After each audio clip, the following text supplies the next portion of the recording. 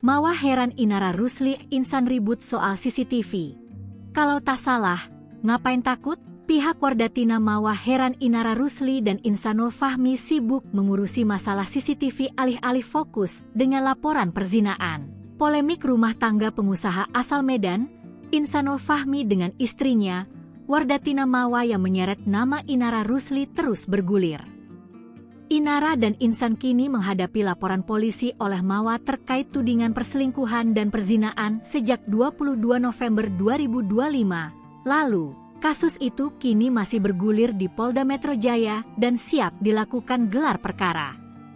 Dalam laporan tersebut, Mawa membawa bukti rekaman CCTV yang memuat dugaan konten asusila antara suaminya dengan Inara. Bukti itu merupakan rekaman yang diambil dari CCTV rumah Inara.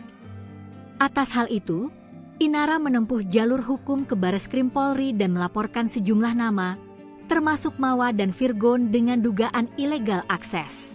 Menanggapi itu, kuasa hukum Mawa, Fedli Faisal mengaku heran. Pihaknya menilai, jika tidak ada yang aneh dengan rekaman CCTV itu seharusnya Insan dan Inara tak perlu takut. Ia menyentil sikap takut dari pihak Inara dan Insan.